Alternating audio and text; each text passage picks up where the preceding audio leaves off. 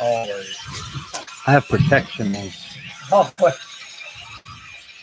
All right, I'm turning the sound on. We're going to capture that just for regular podcast reasons. Now we're jumping on. We are boom and boom. Okay. Still live on Facebook, good. Live on YouTube, good. Ralph, let's rock and roll, baby. Or Brian Thunder and Ralph and Nader. Oh, there we are. Hi, everybody. Thanks for joining us on I was about to say went for a walk, got lost, but that's a YouTube thing that we were doing a while ago. This is our Friday night try.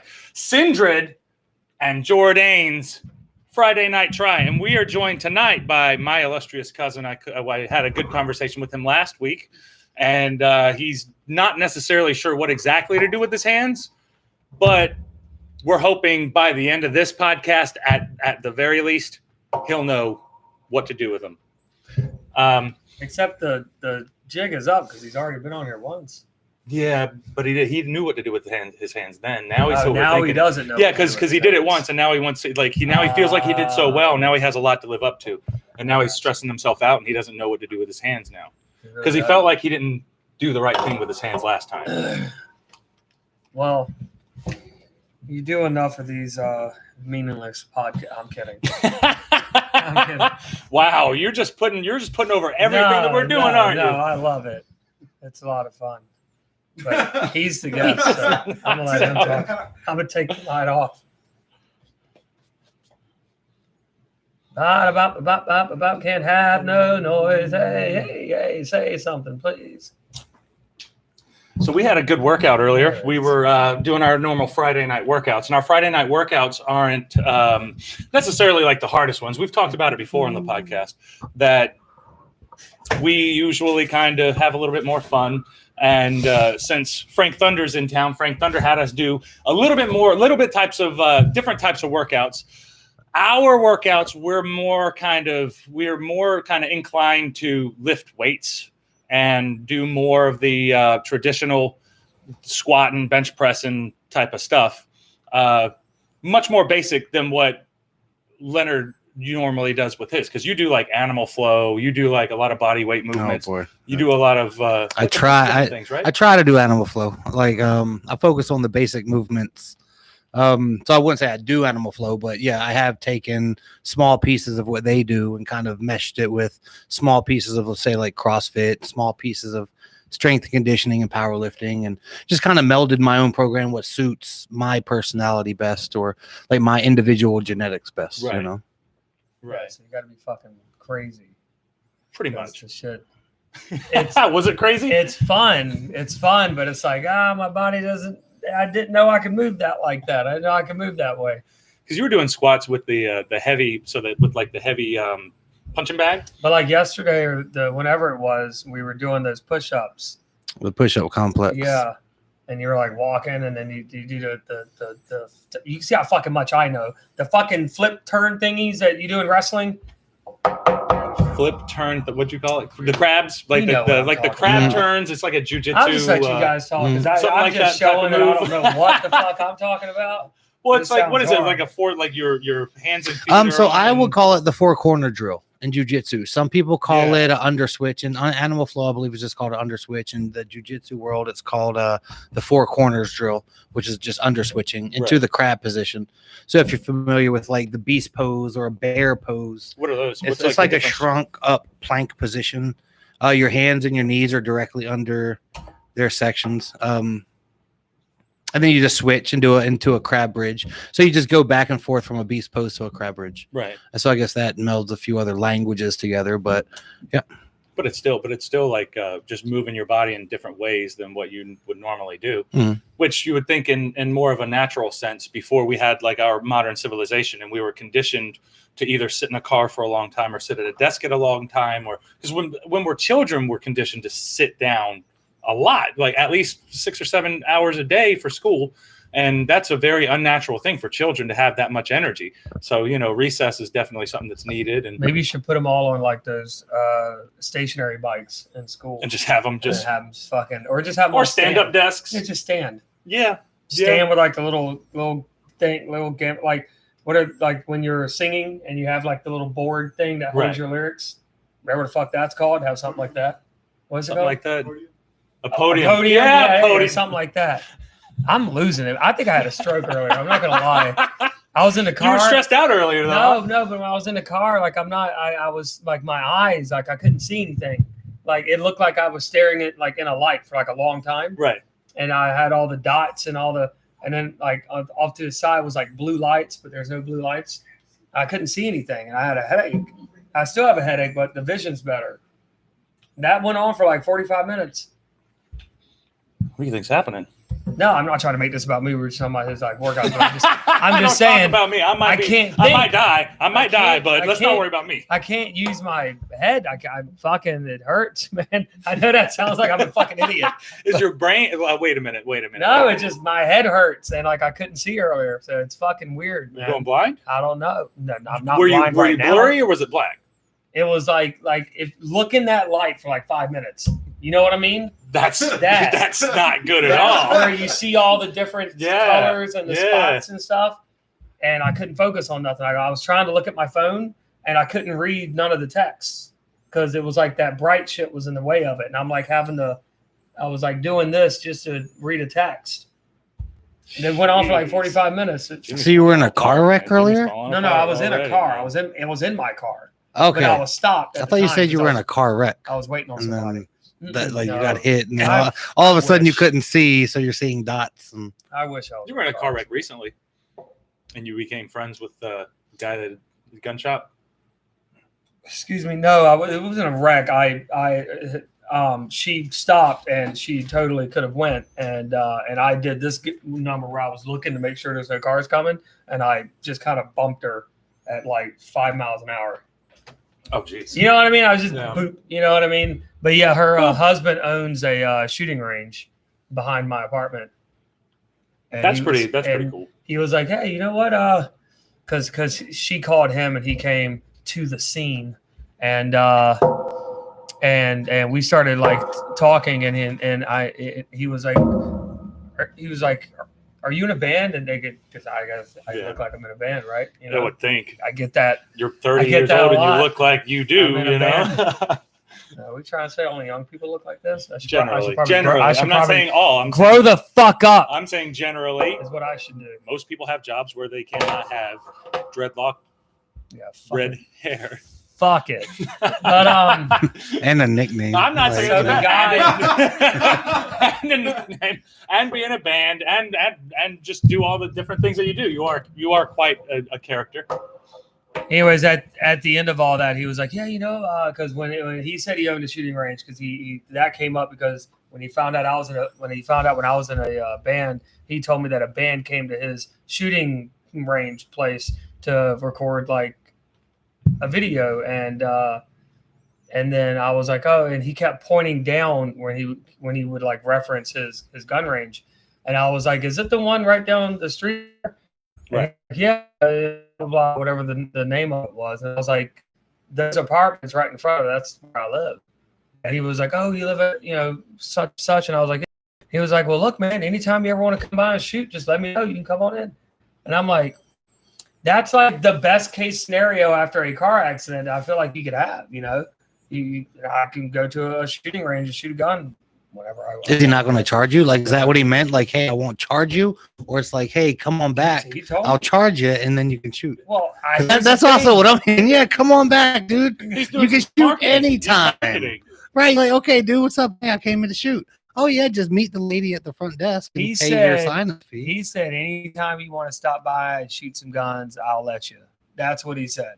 So yeah, I like that. I'll let you. So now my dumb ass is like, I don't have to pay. Fuck you, bud. You know, we're paying for it, not me. And then he's going to be like, oh, yeah, turn around, bud. Oh, no, but yeah, shit. Oh, yeah, well, you got to pay. Yeah. What'd you think? I just told you I had one here. Yeah. I'll be honest. What, you want to come here for free all the time? Get out of here. Are we that close of friends? You fucking rear-ended my wife. It's not the first time. It's not the first time you rear-ended my wife. You can come here anytime. That works a lot of ways. Rear-ended my wife. You can come here anytime. What just happened? That went off track fast. Yeah. Anyway, Psycho Workout Complex. You guys can go ahead. I'm gonna get another drink. So, we're live. But that's one of the things that I really liked about today was because we have like a box of training that we like to do that we kind of stay in, and we get our progression and we try to change it up, but we don't change it up in the way that we change it today. But I felt like I got a much better workout. I mean, not like bad, you know what I mean? Like, but just as effective. If I could, so it was a new training stimulus. It was a new stimulus applied to the body for it to adapt to. If you trained like me for 4 weeks to 5 weeks, you start to become accustomed to it, right? Then if I switched over to your style or a traditional style of bodybuilding or hypertrophy, it's going to tear me up too, right? Because I'm more used to the things that I do. So if you do like change even what I do, my adaptation is just a little different. So I'll hurt like you, and I'll be like, hey man, that reminds me of a different time, and I'm so sore from that. Same thing. It's just kind of the shoe went on the other foot once. Right. But I like that. It's challenging yourself in different ways, and it makes it more interesting. It makes the workouts more interesting because now that just gave us a lot of things that kind of opened up the shred shed to even more things, because we were doing loaded bag carries with the bag, but now it's like we were planning on doing like runs with the bags and like throws with the bags, and that bag used to be a lot heavier. Yeah, that's what it's all about. It did, right? That's what it's about, though. That's because when you were talking about this, I didn't mean to like cut your point off, but when you talk about this bag carries, remember the first time I did it? He could barely do it, man. Yep. It was dying. We probably got the video back. Yeah, we got the video. But that's what we were doing, like the bag carries. Exactly. It's awesome, man. It's one of those. It's one of my favorite things is get out there and try new things, but increase your longevity. Because we're not going in there anymore like we used to. We've all had that stage where, well, he and I did. I don't think that you need to hit it though. I have a stage. I kind of think it's integral. It's a good integral. It's like it's a good It's a good thing to have because it helps you get your strength to a really good. What's that? What have I not had? Integral, necessary. What is he's saying? What has he not had though? You're saying it's integral. He wants to know like what's integral to him. R.I.P. Jimmy. That he hasn't got. No, so if you could, so him and I we've had this conversation a lot in the past that there is a point in time, maybe like in your youth, him and I started weightlifting young, and I think there's a point in time where you get so competitive, you do put weight over form. Right. And that could be a little more detrimental if you don't start fixing those things in due time. But those that get overly involved in the science and the technique too early on, they're not doers. You know what I mean? There's something to be said about getting in there and just grinding it out and just doing it versus reading everything you can and just like going for it. What about like protecting yourself from like either immediate injuries or even long-term? And so, and that's the part, right? So I think whenever you're younger, you're more resilient to physical injuries. Your softer tissues are more malleable, they can bend more, right? And so you just have a less chance of injury. And I'm not telling anyone to go out and lift heavy and like disregard form, right? But there was a point where him and I did, and then we just reached this point in our physicality, like the way that our bodies framed themselves, to where we no longer have to lift those heavy weights and we get very similar gains. Right. And then some people may never have pushed that. To bring more science back in, I know there's something called axial loading. It's the amount of weight you put directly on your central nervous system. So things like heavy squats, I could heavy squat 300 pounds and grow bigger legs than somebody that can leg press 1,000 pounds, because my central nervous system is going to collect all these signals that I'm putting on it and like relay a hormonal message over the overall body that it needs to grow to be able to handle 300 pounds on my back. Does that make sense? As opposed to a leg press with 1,000 pounds, you never feel that pressure directly weighing down on your spine. Yeah. So there's no real what they call axial loading. So him and I may have just put ourselves through that at an early age, and we were resilient enough to handle the soft tissue damage, if any, at that point in time, to where now we're actually more resilient to injury than many people would be at this point had they not done that through that. Right. That makes sense. So almost like we used to say, you have to walk through the fire. But right. He's had a similar thing, not necessarily in the weight training sense, but he did wrestling for a while. How long did you do wrestling? 2-3 years? Like and he was lifting weights, and he was lifting weights along with that, but he didn't have like that competitive kind of in and out of weightlifting, right? Yeah, I was never a gym guy. Right. You know now, what I mean? Like I went to the. I went. The live audience. No shit, he wasn't a gym guy. You see this guy? That's what But I mean, I was never like say. Yeah. But like, I was never like in the gym like every day, like clanging and banging, daddy. Like I wasn't that guy. Clanging and banging, daddy. I wasn't that guy. Like I would go to the gym and stuff. I mean, but it was obvious. You know what I mean? You put me in the ring with somebody that, you know, like some of the other guys that we know that are just jacked to the fucking up, gills. Yep. Yeah, I look like a fucking child that just want to fucking make a wish. But you know what I mean? But a lot of the bigger guys with that have more of that bodybuilder frame, they're not necessarily built for doing the athletic wrestling. But now, God damn it. But you're still probably better off now because you're still building yourself up in more of an athletic sense because he does power cleans. And but he gets he's his form's coming along really good. I want to come out of this feeling good. So, we're coming up. So if I could, we gotta build him back up. The wrestling training itself is a physical style of training. Right. So having some sort of work, just like hypertrophy work or like any sort of like regular gym training, traditional gym training, but you're also pushing yourself in the wrestling training. That's your athletic training. And so if you take that serious, that's your jumping around, moving around on the ground. You know, I don't do that in a wrestling match. I don't wrestle. So my sport is the gym. Whenever I do jujitsu, whenever I was allowed before COVID-19, you know, that was my rolling around on the ground. I would actually have less energy. And at that time I was doing traditional bodybuilding. I just had less energy. I just wanted pump training to keep my muscles large.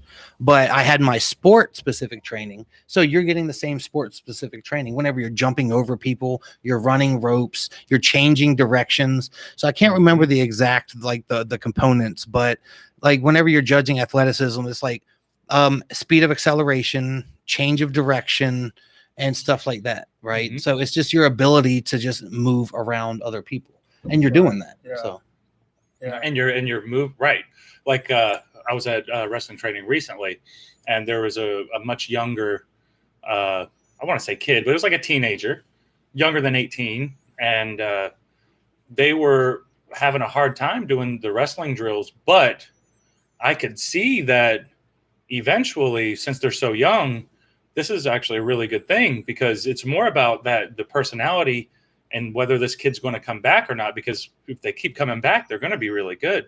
Generally, I mean, not always, because I know some people who spend all their lives doing something they weren't really good either. You know, that's not always the case. If you start young, doesn't mean you got to have something that makes you special. But you can even see it, even just when they do those like drills, you can tell if they're going to be good or not. Because like if they fuck something up and then they get like you know yelled at, you know, hey, don't somebody comes down, and then they do. They do that same drill again and it's fixed. You're like, oh, okay, so they listen and they can be coached. And that's good. And then you can just see in the way they move, you know, if their feet aren't fucking all over the goddamn place. And yeah, I just feel like sometimes you can really see the ones who are like, you should, all right, have fun, but that's not really going to happen. Versus the ones that are like, dude, that kid looks fucking good. Oxford Haney realized that the live audience is calling people out. Yep. And Shmela says, last show was awesome and very motivating. And then on over. Hey, tell them to send some questions, man. If they have. Yeah, if anybody has any types of questions or anything. I think something that me and Ronald talked about the other day that I would definitely like to do is just talk about some of the things that we started hitting on in the last podcast. But so Jimmy is a new gym goer. You know, he's learning and he's given me some advice right here that I'll take.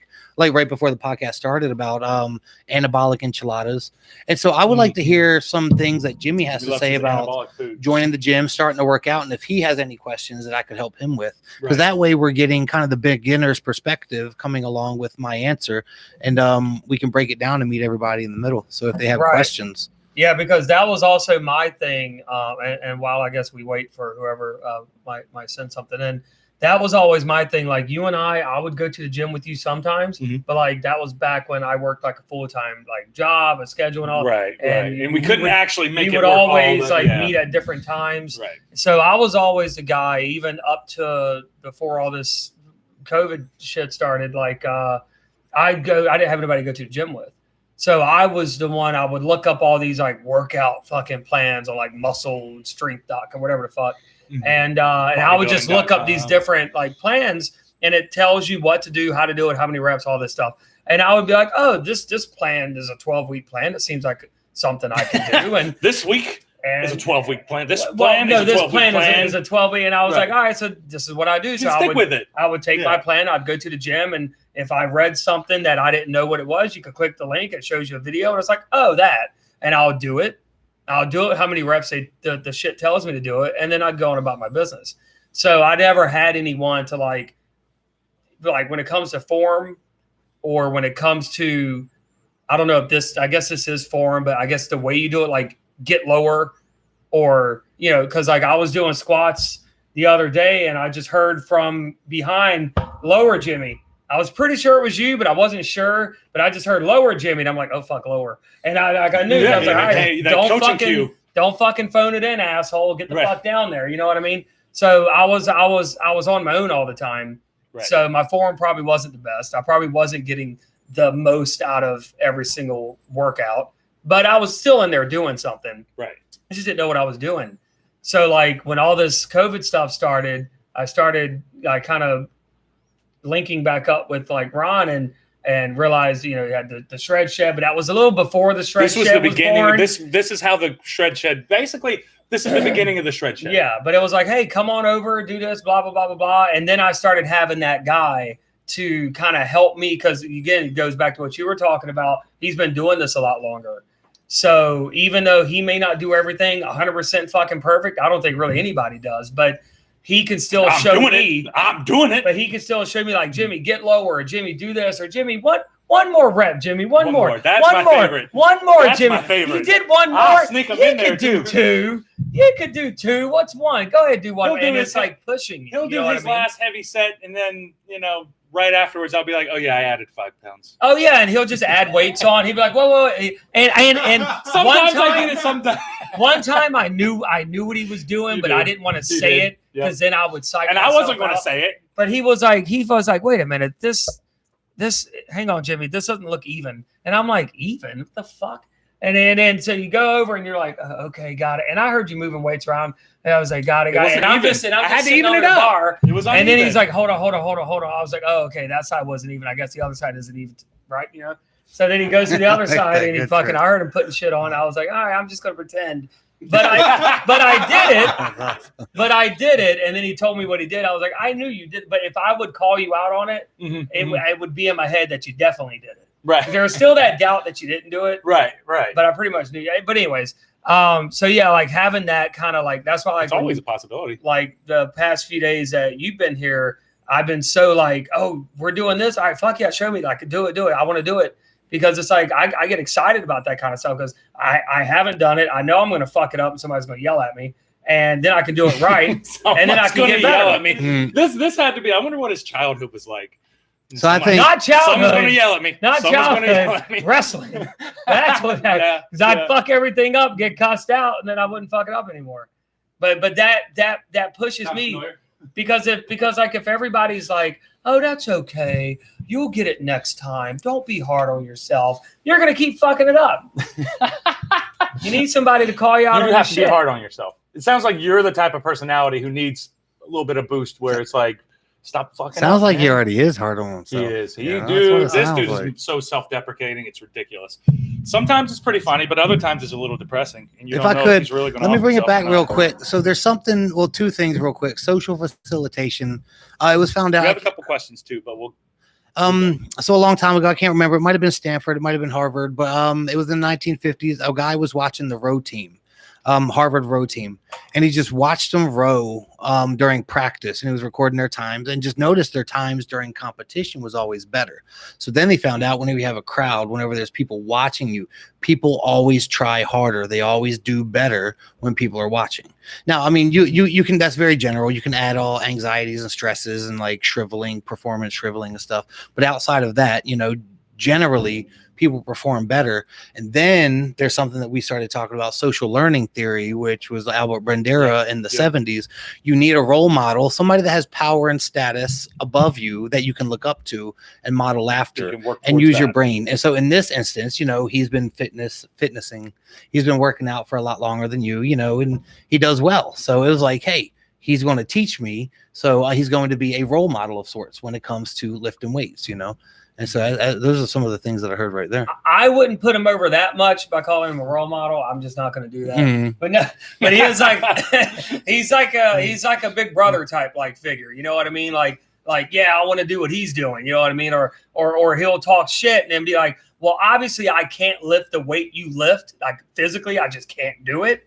But like I'm gonna try to outdo what I did before to show Ron like. All right, you know, like fuck you, I could do this. You know what I mean? Exactly. Like, or you think I'm gonna like shit the bed on this last set? Like, fuck that, I'm gonna go harder. Or you know what I mean? Like, and then like always trying to go harder than last time. You know what I mean? Like, try to do more than you did last time. But definitely having him like kind of it definitely motivates me, and it's more fun. You know, it's fun for me to work out rather than just having headphones on in the fucking mirror. Like, but that's, you don't really, those are forgotten workouts, you know? Yeah, you don't We've had so many workouts in the shred shed where it was just cool. Yeah. It's like hanging out, but we got a good workout in too. Sometimes we don't get great workouts in, but we got our workout in, and it was, we couldn't continue on to the next day. And that consistency to me is way more important than every time we go in there, we got to murder it, because I'm playing the long game. And if I burn myself out every single time I go in here, I ain't going to last. I have a lot of points that I wanted to address there, but one of them I wanted to talk about, it was not necessarily with Jimmy, it was something that I was setting a goal for with myself. But if I ever had the question, maybe it's a question there too, like what's a goal for a beginner, or what's one of the main things I should focus on whenever I start. And even at my stage, you know, I've been lifting weights, 10 years, like a solid 10 years of training, weight training would be consistency. You know what I mean? It's just like being in the gym every day. It doesn't matter what you're doing if you have the perfect program, because they say the perfect program is the program that you can work perfectly, right? It's the program that you can bend yourself to. It fits your schedule. Right, you can show up every day and you can consistently work it. Right. So I heard something in there that was going to hit about that. And then I lost track of the second part. So what was what else did you say? I don't remember where I was. I don't know. Working out, having fun, consistency. Not every day's the hardest workout of all, but we're going on to the questions now. Yeah. So, can you and Oxford Haney, and you guys should follow Oxford Haney as well. He has a YouTube page and he posts a lot of food reviews and a bunch of things like that, and also pro wrestling. He's got a bunch of pro wrestling matches, which hey man, support us, please. But Oxford said, can you talk about the benefits of running 3 miles a day, aka the motivating IG stories? So I just needed to, when we're talking about consistency, I would always do my runs and it just wouldn't be a thing. It would just be like, I would go out, do it. And I didn't have a format. I didn't have anything to follow. I didn't have, like, most of my time before I started really taking the running seriously. I just, I had the meathead mentality where I'm going to do 25 deadlifts and I'm going to be good. And I would tire myself out that way. And I never really had any cardio in wrestling because I wrestle every weekend and I wrestle all the time. So I knew how to really get myself to, I really make sure that I could not get tired doing that. So the runs, the 3 mile runs it started off as just a 20-minute jog every day. And then I made it a 30-minute jog.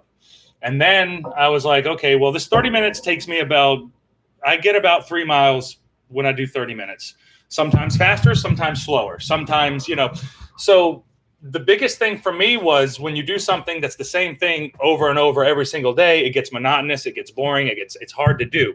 So the health benefits are like, from what I'm feeling, from only doing the 3 miles a day, I've lost a lot of weight. I feel like I don't have any pain in the normal spots that I have. I still have my hip issues, but I've always had the hip issues. Those are getting better though, because I don't have as much weight surrounding this whole core area. So the whole core area is feeling a lot better. So obviously the cardio for that, and I have a Fitbit. So the Fitbit keeps up with my heart rate, and my resting heart rate has gone down like 4 points since I've been doing it consistently. It went from like 60 to like 56, 57. My resting heart rate did. So my heart is a lot stronger. Let's see. I know Mike Bell would do 10-minute walks. IDG. Yep. That's exactly that. That's exactly. It was really, I actually started off doing walks first. Originally, I wasn't doing runs. I was doing walks. I was walking like almost 3 miles every day, and it was a really long walk. So I wanted to speed that up because it was taking too much time. So I started doing the runs. Knee pain, ankle pain. So every time I start having knee pain, every time I start having ankle pain from the runs, I learned that I had to stretch. I have to stretch. So stretching, weightlifting, dieting, all of that is just as important. One of the most important things that you have to do is make sure that you stretch. Stretch your calves. Your calves are going to stretch your feet. They're going to stretch your hamstrings. You need to stretch your whole body as often as you can, because everything's going to get tight. With how hard I run my body, I know like everything's tight. So I have to stretch, or I'm going to be hurting in the morning.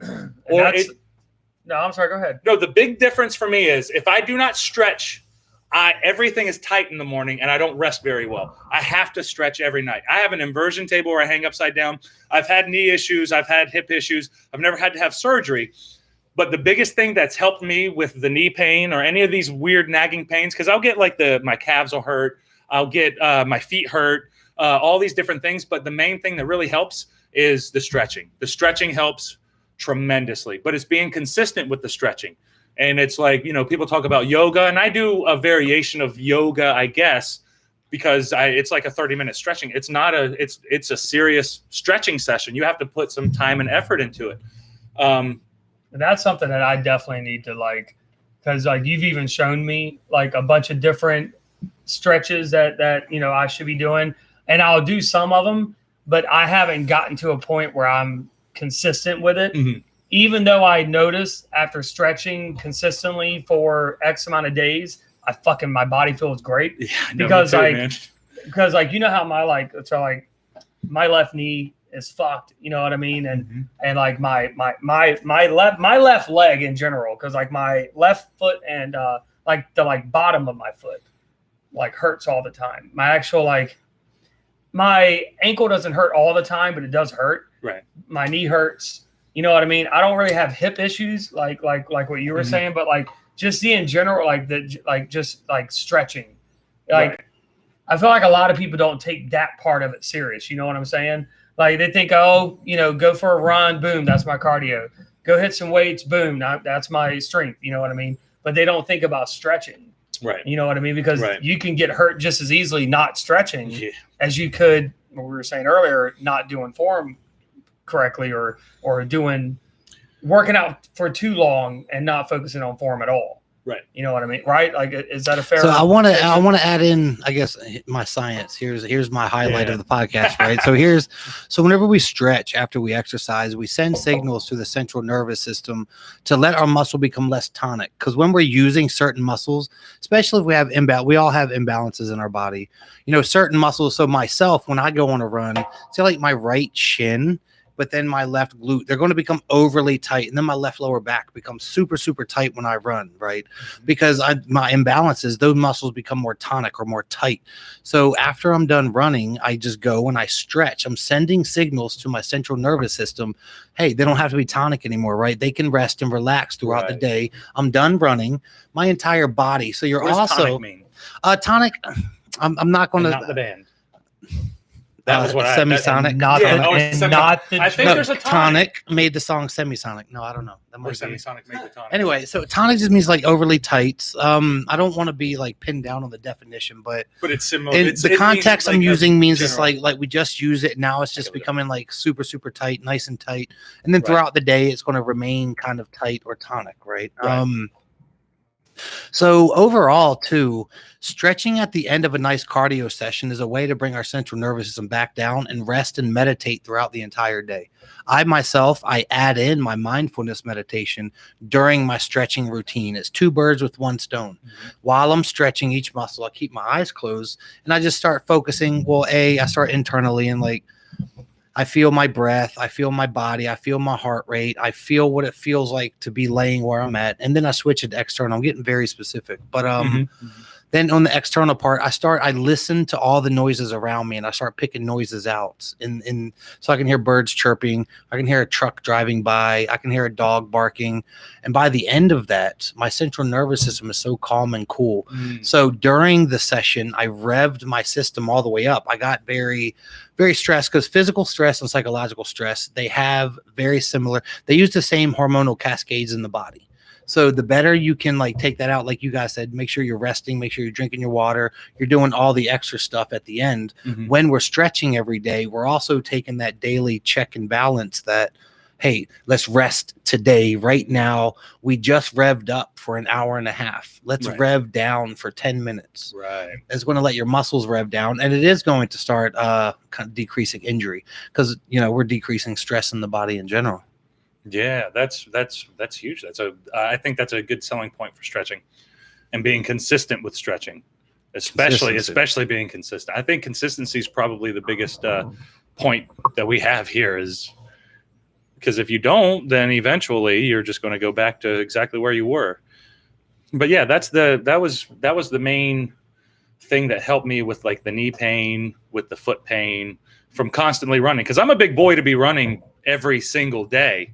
But I know of so many people who they run almost a marathon every single day, and they're not in bed with shin splints. Oh, they are. They don't have hip pains. They don't have knee pains. They don't have any of this stuff. I mean, they are, but like, are they really? If they're doing it every single day, are they in bed or are they running? Granted, yeah. I mean, they do have their aches and pains. I'm not saying that they don't, but they're still consistent. They're doing that every single day. Now, I'm not being extreme and saying like run a marathon, but 30 minutes a day for a big boy. I thought that was a lot, but it's really not. It's not detrimental to me. Is there a limit to like where do you draw the line? And I'm not necessarily asking this for myself, but maybe for anyone else who would want to know this. Because I feel like oftentimes people get a lot of mixed advice, I guess you could say, like, hey, go harder, go more, like, don't stop, no days off, no fucking excuses, all that kind of stuff. And it's like, where do you draw the line at my body is sore? Should I keep doing what I'm doing as hard as I've been doing it? Go harder than last time? Or where do you figure, you know what? My knee is really bothering me. Maybe I shouldn't go as hard. Right. Because then some people might feel like if they do that, if they go, I'm gonna take it easy today, they might, because of the way what they've been hearing, they're feeling like they're gonna shortchange themselves, or they're phoning it in. So maybe that's gonna motivate them in a negative way to push through that knee pain, but then that can further damage whatever the fuck is going on. So it's like, where do you draw that line to kind of, maybe you should take it easy, don't go as hard as you did last week or whatever, or keep pushing through it. It's hard because that's right. I can't, that's like what we were just I can give you a lot of answers to where we can infer an answer, but together, so it was a very socio-emotional question, right? It was like, when do I stop? If I stop, should I stop? Will it hurt? Yeah. I guess number one thing to take into consideration is pain is a personal experience. Like, we all feel pain differently than others. We all treat the culture that we're in. How do we look at pain? Number two is it actually something wrong? Because if there's something really wrong, then yeah, you should stop or maybe have a look at it. But because like I hurt different than other people hurts, but sometimes some people's hurts they could use a little toughening or like, hey, but I know that hurts. It's not hurting but things hurt way worse than that, but you just haven't exposed. So, but you can't say that, right? So it's very, very difficult to answer this question other than you have people in the world like David Goggins, right? That can run the 4-minute mile. He says, you can't hurt me, but he created this malleable mindset that he can overcome anything physically, regardless of the amount of pain. I've had a lot of pain, and I went through powerlifting competition training to where, dude, everything hurt every single day. Yeah. I learned my body is way stronger than what I thought. It's like whenever I just, little things like I thought my shoulder would pop for 12 weeks. I'm like, oh man, it's just, no, but it never did. Right. And I just slowly took it. No, I don't have an answer. I guess really knowing your body, you know what I'm saying? Like knowing your body, maybe knowing your limits. I think so. Here's good. So pain is a subjective experience, although having a coach lends an objective eye to the subjective experience. Okay. Having a coach that has seen a personal trainer who has seen 100 people in that same frame as you, maybe in the same panting, cadence, like, coach, let me up. But he's seen that before. He's like, dude, you got a little bit left in you. I know you do, because sometimes when that negative self-talk, that inner self-talk kicks in, I can't do it. One little external voice saying, dude, you can. I've seen people do it. Yeah. And then I guess we come back into the conversation of confidence. Has that person done that before? But take the person that ran a mile and hurts them too much, and they do their first 3-miler without stopping. They now have the confidence that they can do it without stopping, and they are more likely to do that again, regardless of the pain experience. Sure. So it's such a, I guess, a big question. It's a hard question to answer, but yeah, and I didn't mean to get like real big with it. I just know that like sometimes like people feel compelled to push themselves even harder because they just maybe they misinterpret like this pain that I'm feeling. Oh, I'm just sore because I worked out yesterday. You know what I'm saying? If I could, so I reminded somebody of this during the training session earlier. I think it was our cousin Brian. If you ever feel like a sharp pointing pain, like directly in you, that's kind of a signal to stop. Hey, something's wrong. Dull, achy pains are usually okay to keep training through, right? Like, hey, my knee's been aching for a few days. It sounds like that's okay.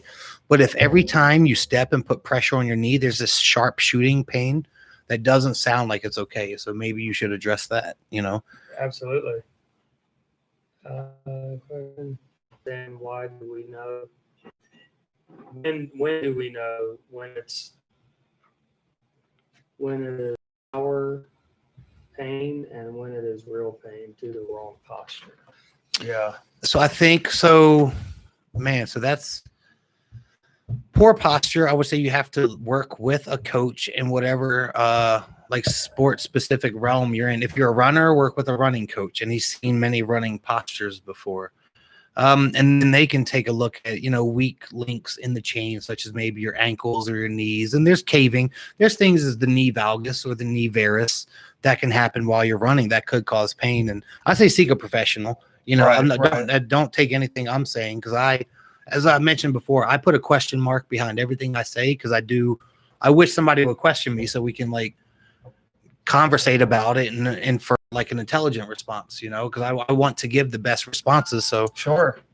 And like we were talking about like knee stuff. You've heard my left knee clicks all the time, but it doesn't hurt, but it clicks. Clicking is usually just like a movage of gas through the body. It's like two joints. There was a little space, little gas.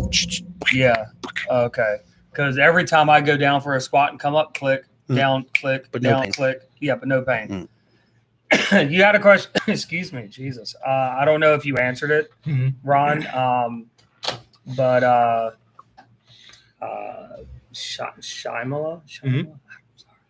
Say that name. How do you start to run 3 miles? You know what I mean? So like, do you do? Well, you don't start running 3 miles. Yeah. Yeah. for me, I started walking 3 miles. I know this may be a longer way to do it because you could probably build your tolerance up depending on your background or your athletic background. You want to take that into consideration. Not one size fit all. So 3 miles works for me, may not work for you. It's a good milestone. It's a good goal, but you'll have to figure out what exactly is going to work perfectly for you. 3 miles is fine, I think, as long as you're not hurting and you're stretching and you're taking care of it. But the way that I did it, I started walking, and then I started doing, like I said earlier, 20-minute runs. And then I made it up to the 30-minute run. And then about 30 minutes, 10 minutes a mile, I'm just trucking along. Sometimes I'm faster, sometimes I'm slower. I'm not worried about that. I'm not competing with myself every single day. Some days, if I'm feeling good, I'll push it. I'll push myself and when I'm feeling great. But another thing that I do, so another thing that we can talk about as well, is your body adapts to a lot of the workouts that you're doing. So I'm not burning the same amount of calories doing a 30-minute run every single day as I would be doing something different that would get my heart rate up, but not be that same exact movement, because my body is used to that movement. It knows the movement. So my brain isn't burning any calories trying to configure how to do this new movement.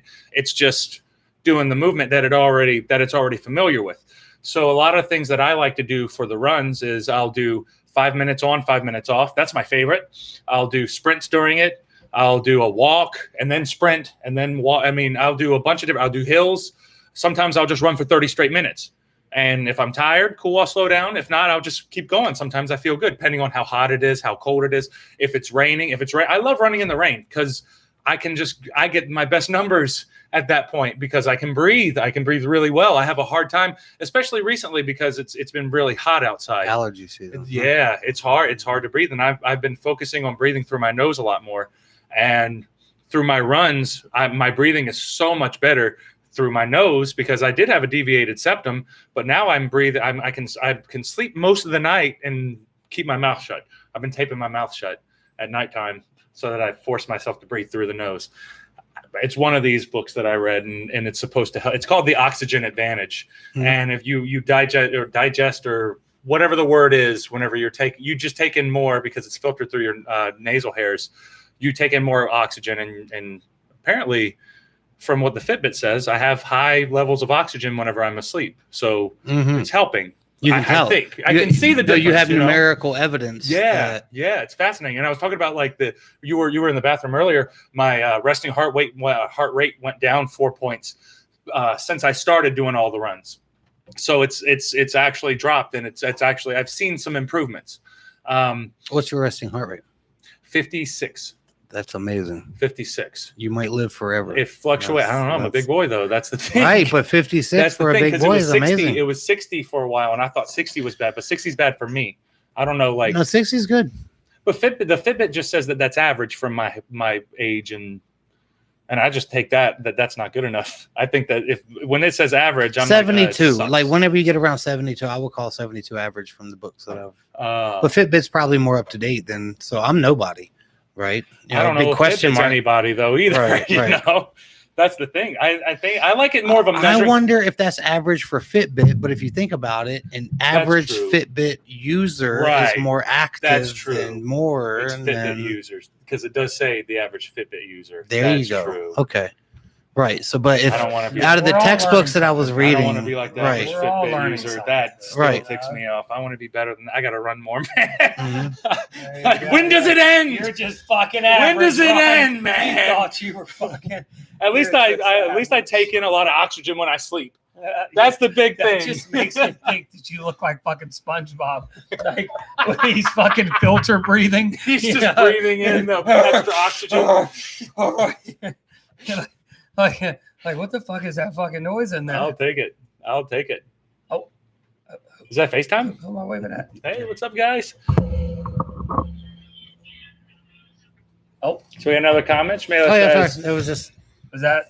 Thanks for putting that question out there. Even I wanted to understand. I was just letting them know I was busy. It was my wife and my youngest. Oh, okay. I figured it was, but I didn't want to. I'm sure they'll see this. What's that? Oh, Jordane and the family. They'll see the podcast. Yeah. I saw the FaceTime. That was awesome. But yeah, I think that's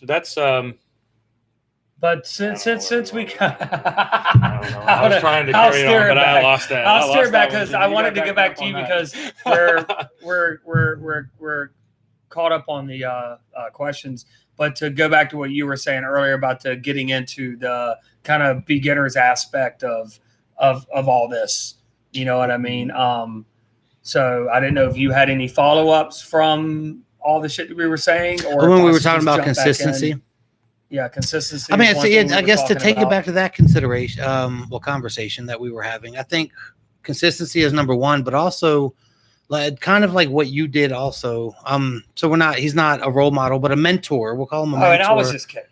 No, for sure. When it comes to the weightlifting thing, he's a bit of a mentor, but having one funnel of information as opposed to, because I'm sure everyone watching this podcast, you log on, you Google something, you Facebook something, you find something on Instagram. It's a wealth of information these days, and it can lead you down not necessarily a wrong path, but if you follow only a piece of what this gentleman says and a piece of what this lady says, you have all these pieces that you can't fit together.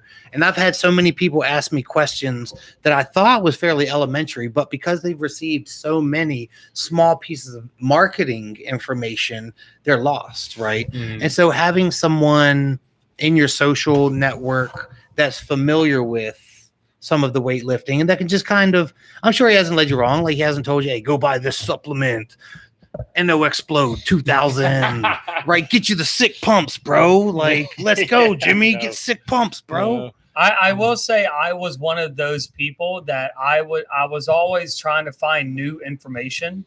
And I'd hear about this famous person, or I'd go look and see what this other famous person was doing. How does this person look like that? Oh, this coach was on TV, or this coach's YouTube channel has 1 million followers. So I would always go to these different people and I'd watch their stuff. And almost always what this guy said to do, this guy saying don't do. And then this lady says, don't listen to either one of them. And so you got all these different sources. And all of them want you to buy something that they're selling. Pretty much they all have some sort of training book. They all have some sort of, but you don't have to wonder no more because, and it's like, oh, shit. You know what I mean? Like, or to know more, subscribe to my fucking website and it's $10 a month and I'll tell you everything. And it's like, fuck off. I'll lead you to the water, man. Fuck off. $10 subscribe. A month. I'll lead you to the water, brother. You know? And that's been like another cool thing is just the fact that you're never going to get to it, though. I'm just always going to be leading you to the water, man. Right. And you're doing something wrong along the way, right? Like, were you doing this right? Are we ever going to get this water, man? Your electrolytes are off, bro. Oof. You're not sleeping. I'm thirsty. I know, but there's a lot of shit that I've been learning, and it's almost all. It's like, man, I don't fucking like. Why didn't I know that?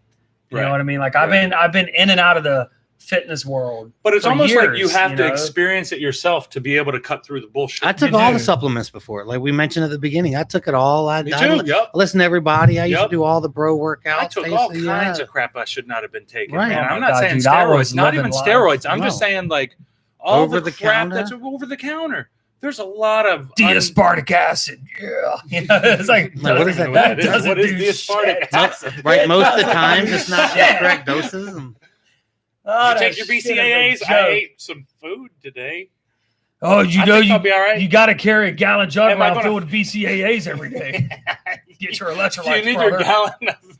Why is his water pink? BCAAs. But probably not a bad idea for me because I have cramping problems, so I need something that's going to keep that water in there. Yeah, something that's going to keep the water flowing. You know. But you see all those fucking take this and you're going to be shredded or fucking it's a fucking miracle. You know, it's like nothing beats everything you know about working out up until now is bullshit. Yeah. Throw it away, brother.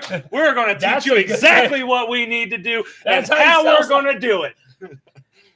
It's only going to cost you $39.99. That's the perfect. As an initiation fee and $15 a month at our website, and you will be squared away. Or join our Patreon for only $10 a month. And we'll tell you everything. We'll give you exclusive videos.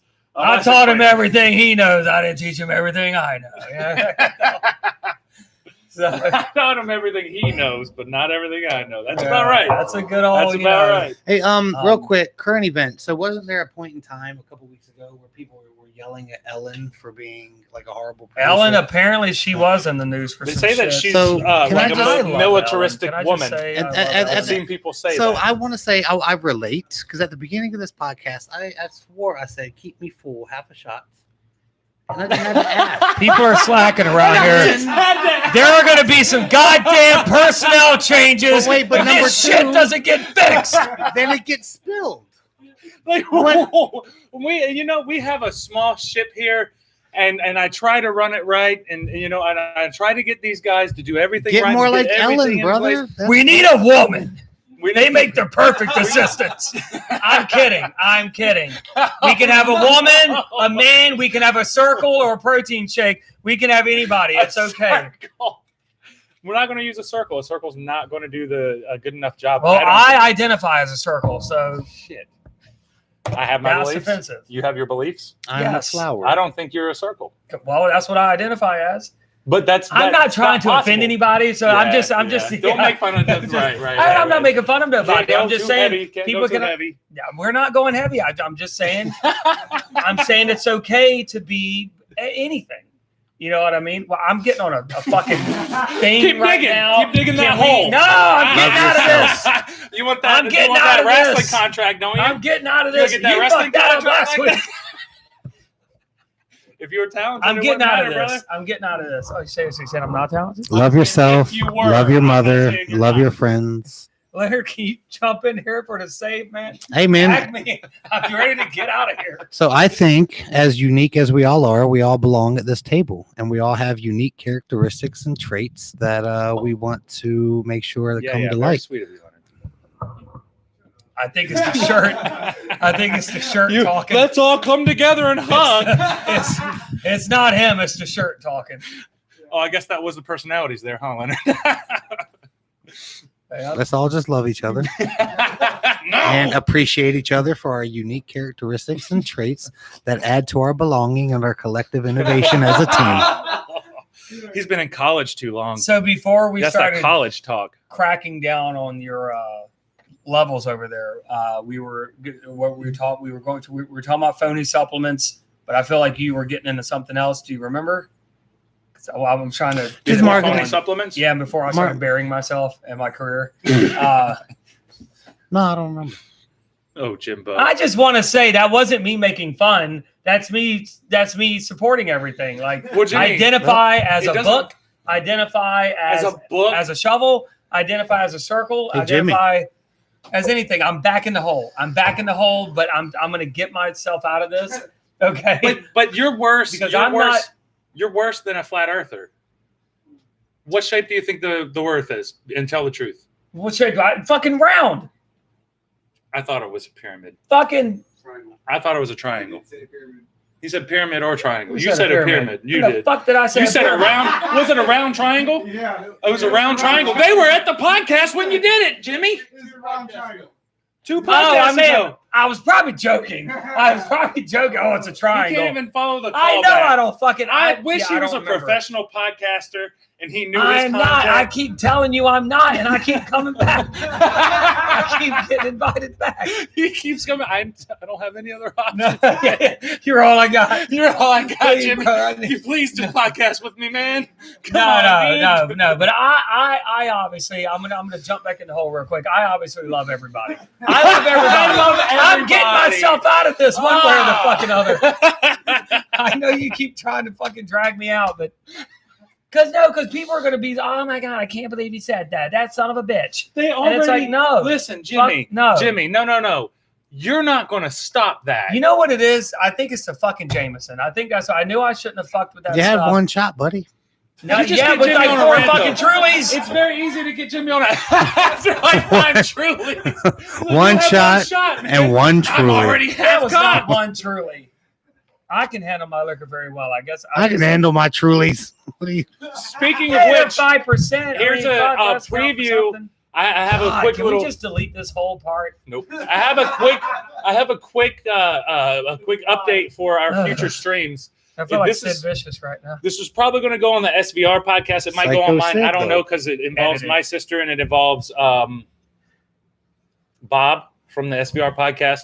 We're going to have a discussion between Drema and Bob, my sister, she has a little bit of a feud with Bob Hollywood, stemming back 2 years ago from their first New Year's Eve party at our aunt's house. So I'm going to have them two in here right now because not right now, but in a couple of days, I'm going to have them in here and we're going to discuss the prank that they both pulled on each other each year's consecutively and what we're going to be looking forward to in this year coming up. Because in this new year, I'm sure that this tradition is going to be probably a new thing. So we'll see about them too. And I don't want to go into any more details about that until we get them two on here, because they're very loud and boisterous people, and I'll let them explain their sides, and just let them do their thing. So looking forward to that. That's going to be fun. We have a lot of other stuff coming. Jimbo and I, we've been doing a lot of stuff in the Shred Shed. We got a lot of different streams that are going to be coming. Make sure that you subscribe right here to Paul Jordane. Make sure you subscribe at Spitting Venom Radio on YouTube. And make sure that you follow me at Endgame Jordane at Twitter and Instagram, and then Ronald Paul Jordane Hicks on Facebook. I am Jimmy Lewis on Instagram. I'll be around. He'll be around. And But Frank hold on, Thunder no, will be around. But we're not done. I'm going to put everybody over. I'm going to put everybody over. It sounded like, and Okay, until we're not- next time. We're not done, right? No, No, because I actually okay. wanted to answer I can spit so much more hot fire. one of Oxford's questions. He says, last question, favorite meal to make to stay on your macros? Oh, this is a Jimmy question. Anabolic enchiladas. Jimmy Well, he even question here, mentioned, he even mentioned, I remember someone mentioning anabolic meals earlier. Peace out, guys. That was me mentioning. Right on, anabolic Oxford meals. Haney. Thank you, buddy. That's a Jimmy question right Yeah, there. but I also want, because we were talking about this a little bit before we also started. Yeah, we'll kind go of back like and what you were forth. saying. Yeah. So, like anabolic meals, like basically meaning low calorie, dense, high protein meals. You know what I mean? So that's what I do. You have to want to cook, and you and I have talked about this because we're actually going to film some of us, some of me putting some shit together to kind of show people how easy it actually is. But you do have to get in the kitchen for my type of eating. You do have to get in the kitchen. You do have to cook. You do have to, go grocery What's your shopping, type of eating? pick up this up. Like Just for context. These you know what I mean? anabolic meals that I make. Yeah, high protein. So like anabolic enchiladas or What do you mean by anabolic? pizza. First of all, let's so just high protein, which low calorie dense. but anabolic is in encouraging muscle growth. Yeah. I'm sorry, I didn't elaborate. No, it's further. okay. Keep going. But yeah, so basically, just like as far as following macros, like I don't follow like macros necessarily. I have a calorie goal every day, which for me it's 2180. So I have to make sure that I meet those calorie goals. And also, thank you, Chanel. I try. So I try too. But Chanel said, "I love Jimmy's hair." I love Jimmy's hair, and I love you for loving my hair. That's the only thing I have going for me, literally. So I basically, I hit my 2180. That puts me in a 600 calorie deficit, so I can shed fat, whatever the fuck. Yeah, the shed fat, whatever. And then my protein intake, I do 1 gram per pound of body weight, which is pretty standard. I weigh 183 right now. When I started this, I was 187. So, and this was maybe a month ago that I started doing this diet. So I went from 187 to 183 now. And I still have my protein at 187, so 187 grams per day. So you do have to weigh out some food. I would highly recommend you go to like Amazon or Walmart and buy a fucking food scale. They're pretty cheap. Yeah, and that's essentially just buy a fucking food scale. It's and you got to read nutrition like labels, like read the labels on the back. How many calories per serving? How many servings do you want to do? Like when I make like an anabolic pizza, I use fat-free mozzarella cheese. It's 9 grams of fucking protein per serving, no fat, and it's like 40 calories. So I might do 3 servings on a pizza. You know what I mean? Mm-hmm. Where I'm using a maybe like a really thin crust that has for the whole crust 300 calories for that whole crust. Only 20 carbs or something like that. Maybe it has like 16 grams of protein for that crust. Right. I use like a 0 fat pizza sauce. Typically has between 15 and 30 calories per serving. And I'll put the sauce on. I put my fat-free mozzarella on. I do whatever kind of meat. I don't eat meat, so I do my like vegetarian meats, which are still very high in fucking protein and not. It doesn't have like a lot of calories and fat. So I'll put that on there, pop it in the oven, boom. You know what I mean? And then I got a pizza that's total like 85 grams of like protein or like 90 grams of protein. The whole pizza only has like 400 calories, 12 grams of fat, something like that. So let's just give an example. So like what's your body weight? Right now I weighed in this morning at 183. And you made the anabolic enchiladas. So what was like the protein content and the different just as an example? So I made 6 of them. For the entire one, it was like 202 grams of protein for all 6 of them. Right. And you're trying so it's anabolic. So and your body weight is what? 183. Right. So and it's over your body weight. But I cut them in half. I ate 3 last night. I ate 3 when I got here. Right. But going back like to the anabolic theory, if you are in theory wanting to grow muscle, you do have to have an influx of nutrients in order to grow that muscle.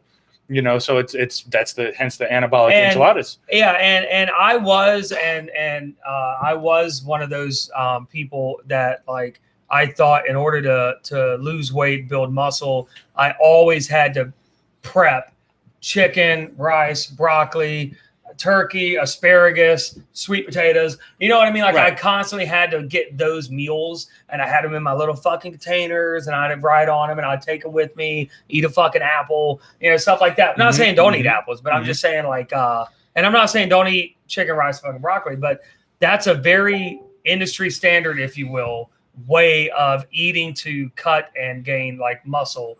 But it's like people still love French toast. People still love enchiladas and tacos and pizza. So it's like, well, how do you basically have your cake and eat it too? Well, you can by just making slightly better, like stay under your fucking calories or hit your goals, whether it be like your calorie goals, your protein goals. If you do want to follow your like macros, you have your fat goal, carb, protein, calorie. So like if you allow yourself 65 grams of fat a day, 300 carbs a day, or 200 grams protein a day, and 2,500 calories a day. Like you could still, like, I'm not saying never eat salads, never eat good carbs, or like anything like that. But I'm saying like you could still have a pizza, have enchiladas, have whatever. I know I'm fucking rambling, but no, keep going. I'm just saying like you can incorporate like French toast. You know what I mean? Because like, I saw every fucking morning. I was about to say I saw your update today. Yeah, and it was the French toast. It was French toast. I love it. It looked good. It's so good. It looked good. And you have to make us some French toast sometime, man. It's how is the French toast anabolic? Because my bread slices are 40 calories per slice, 4 grams of protein per slice, 13 carbs, 7 of that's fiber. I do 7. Wow. I do a lot of good fiber then, though. Yeah. I do liquid egg whites, vanilla extract, cinnamon, and a couple of Splendas. Mix it together, dip my fucking bread in it, put it in the pan, boom. And then I do Walden Farms syrup. You can do any kind of like sugar-free, like syrup. Right. Very low calories, no sugar. People are worried like, oh, fucking artificial sweeteners is gonna kill you. You're gonna grow 3 heads. Like, fuck off. You know what I mean? Like, fuck off. If I die from artificial sugar, fuck it. I've done a lot worse. So it's like, I'm not worried about it. I'm drinking these little gimmicks right here that have a bunch of artificial sweeteners in it. It's like, I was like that too. I was like, oh, artificial. But I'm like, fuck it. At a certain point, man. Like, bro, it's like live, have fun, still incorporate like your fucking fruits, your fucking vegetables, get your water, but go to the grocery store, do some shopping, get home, get creative, right? Track your shit, weigh your shit. But it's more about taking your time and learning it. Fun with this anabolic diet, so to speak. Because I'm trying to think of somebody who has zero experience. Sorry. No. That's why you're here, Jimmy. Okay, this is why. This is what makes you a good podcaster, Jimmy. This is your job. This is why we bring you back, Jimmy. Get pissed at you for doing your job. Now don't stop doing your job. Fair enough. So, like I was saying, okay. Shit, hold on. Can I talk? Can I speak? Yes, you can. So no, but what I really want to do is because you because you have more experience in it, like especially whenever it comes to doing more of the the fun experimental anabolic meals. So if we have a lot of people who are going to watch this in the future and they lack that experience, what are some ways? What are like some easy beginner tips that people can kind of keep in mind? Like maybe like 2 or 3 basic rules or basic fundamental things that you would recommend when trying to come up with their own. For what I do. Right. Okay. Exactly. I would say definitely invest in a food scale. That would be number one. So at least then you can know, and don't be like, you have to forget everything that you think you know about quote unquote dieting. Right. And I don't even like using that word diet, because when you say I'm on a diet, it makes it sound like you're sacrificing a bunch of shit and it's temporary and you're just going to go. But here's what I'm thinking. Keep this in mind. I'm going to try to answer your question without going too far off the rails. If you constantly deprive yourself of everything you love, like at some point your brain, you can't fucking handle it no more. Right. You're just going to snap and be like, God damn it. And you're going to fucking 10,000 goddamn calorie binge, and all of it's going to go out the fucking window, and you're going to eat a fucking Snickers and go, well, I already ate a Snickers, so I might as well go to McDonald's because I already, and then you're binge eating. But just McDonald's, I'm going to stop at that. And you're going to eat that fucking McDonald's, and later on when you get hungry again, you're going to go, well, I already ate fucking McDonald's. I might as well finish the goddamn day. I do that. Today's Thursday. I might as well finish the week out and start again on Monday. I do that. You know what I mean? Yep. Slippery slope.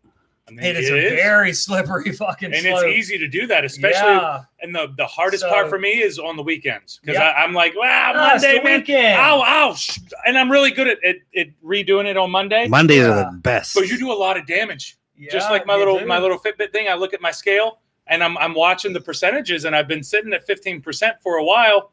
After that weekend, 16, 17, sometimes 19. And then it goes back down.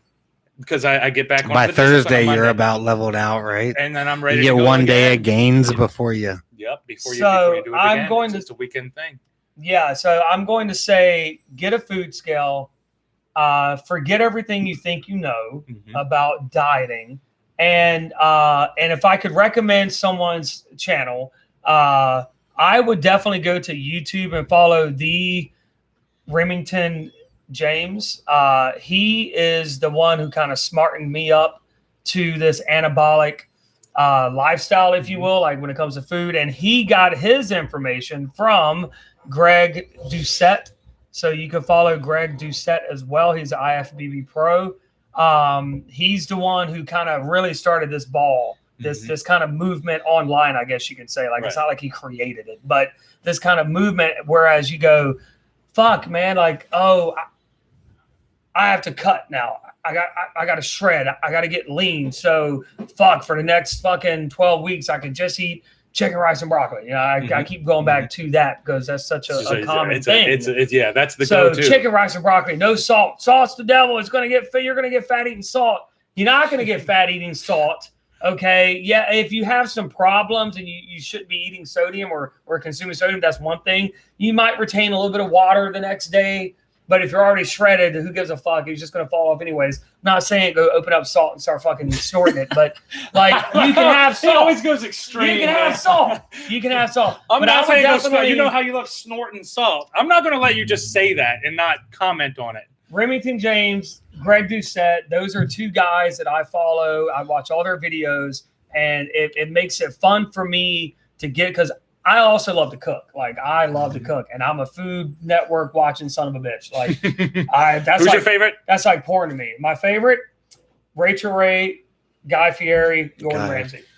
Fucking those Rick three. likes Gordon Ramsay. I love Rachel Ray. She's so fucking awesome. But I know, right? Like I just went through a moment. What just happened? I love Rachel Ray, dude. What just Do happened? you know who? I mean, come on. She's fucking awesome.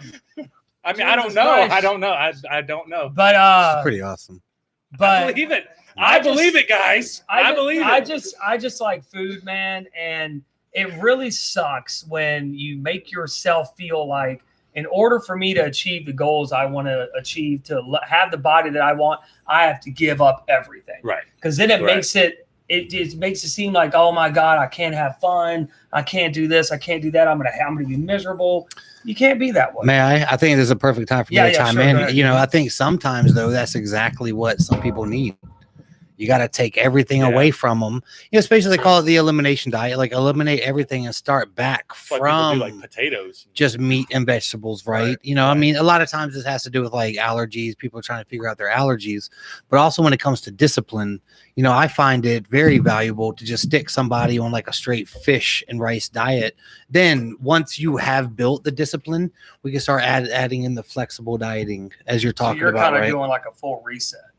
No, I'm just saying it depends on the person. I'm just saying Right. that would value in some recipes. You know, it may kind of figuring out, you know, you might be able to get away with doing something that the next person just can't get away with doing. And because I know guys that eat fucking Big Macs all the time, donuts, and they're shredded. Yep. Guys that just can build muscle and be shredded year round. That's the question. Are they building baconators? Are they building muscle though, or are they just kind of lean? Some people just can't put on weight. Literally in WWE right now, and he is just jacked, and he's fucking honey buns. He's like 4 honey buns a day. That's like his thing. You can time honey buns. The better you get at them. dieting, the more you can time nutrients like that. But he was very like, he'll go to like Wendy's and get a fucking baconator, and it's stuff that a lot of people think to themselves like, oh my God, I couldn't dare have that. But again, genetics do play a part in it. And I'm talking about that earlier too. I want to say, I'm sure that's not 80% of his diet. No, you know what I mean? I bet he is surely putting in the time in the diet, right? He's like, that's not his diet. Not 100%. But I know people like that too, for sure. But definitely the fact that we can go to a gas station and I'm sitting over, and this was a couple years ago, but I'm sitting over trying to diet. He was very young. He just goes into. He's talking about somebody who was very young.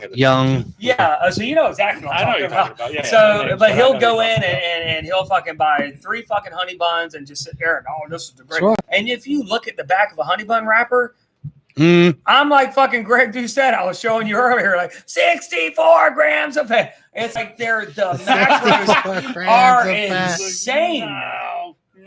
They're insane. Those numbers on the back of that wrapper, I couldn't imagine. And I'm not gonna lie, I love a good honey bun. At least in the 27 grams of fat for one, and then you eat 3 of them. Right. So you just hit 100 grams of fat in one sitting. It's insane. It's insane. But yeah. So that would be my rant on that diet. And if anyone has, because I'm not an expert in this shit. If you can't tell, none of us are. But I would say follow those people because those are the people that I follow.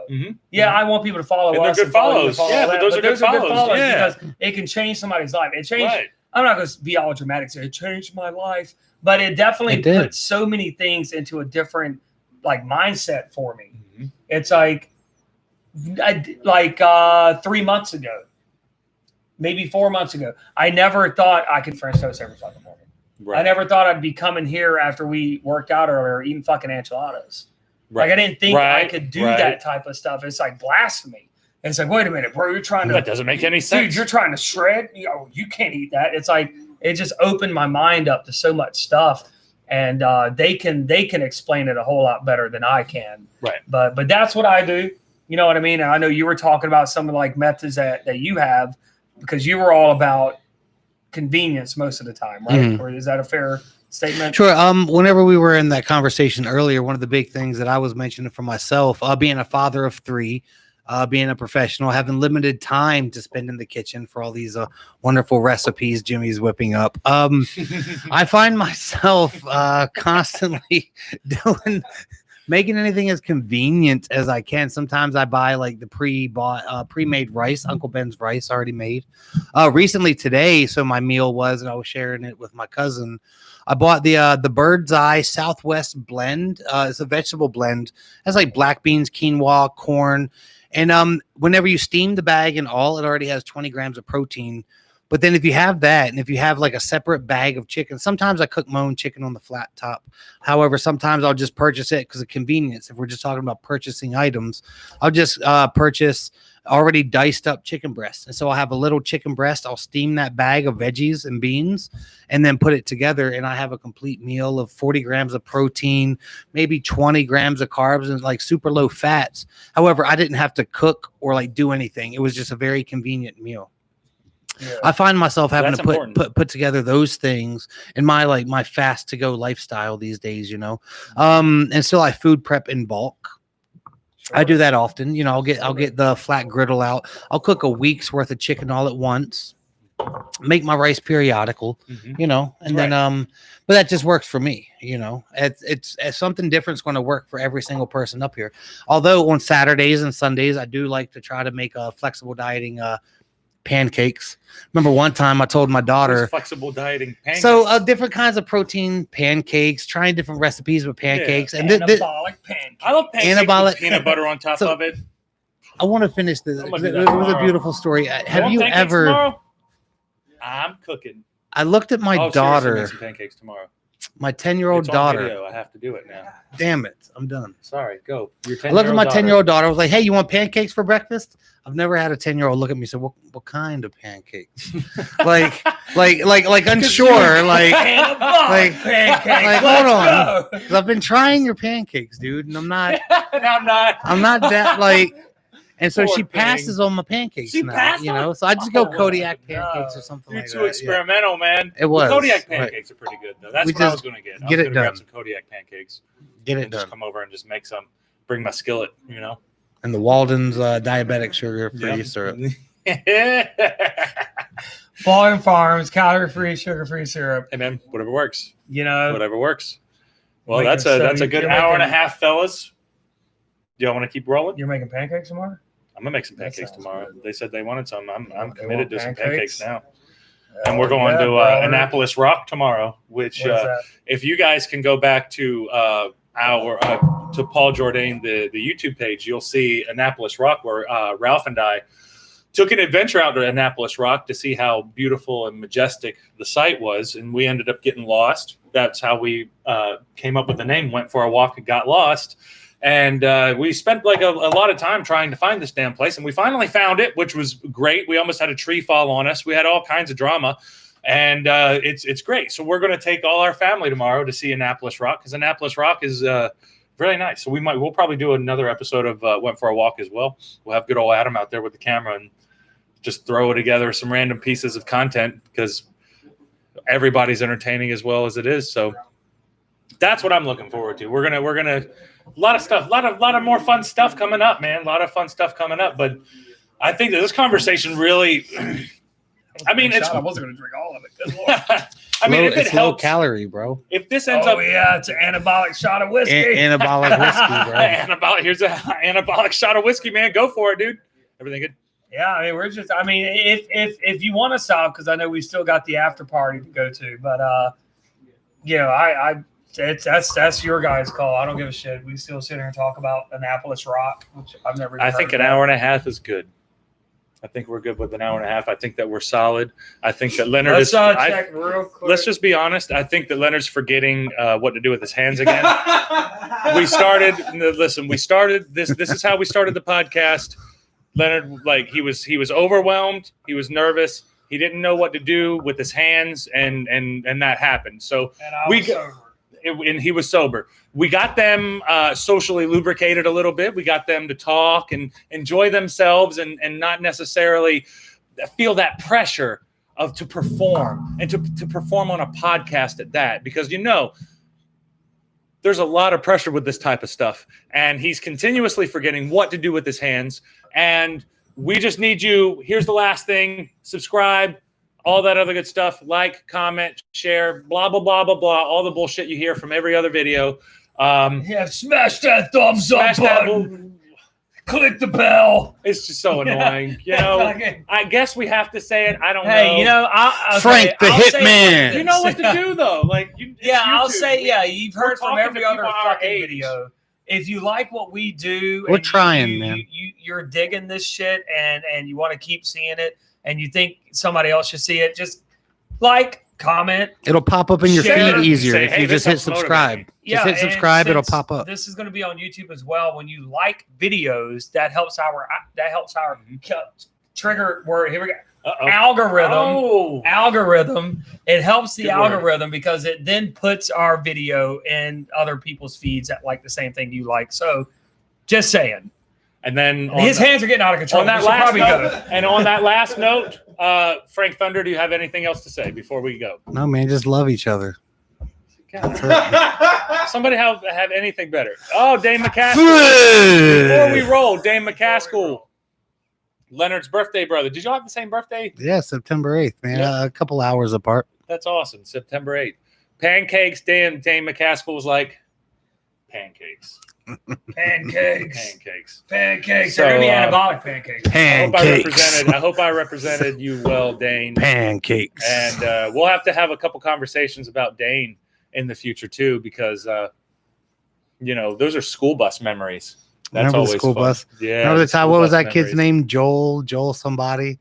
He was just being a loudmouth, and like Dane snatched him up one time and was like, you're not. Man, I remember one time I was getting beat up. And then I ran to Dane's house, and Dane came outside. I was like, "Yeah, leave him alone." And he protected you? Yeah. Or he was just like backing him off? That's cool, man. It was very cool. Dane's a good dude, man. Thanks, Dane. I'm going to like his comment for that. Boom. And, I don't know you, Dane, like they do, but hey, man, nice to meet you. And thanks. And protect me if I ever get beat up, please. Exactly. Thank you, guys. Every time I start talking, his hands go out of control. So that's probably cue to shut the fuck up and let's end this shit. I think I'm just trying to find the end button right now. And then Rhonda's got some meatloaf with my name on it.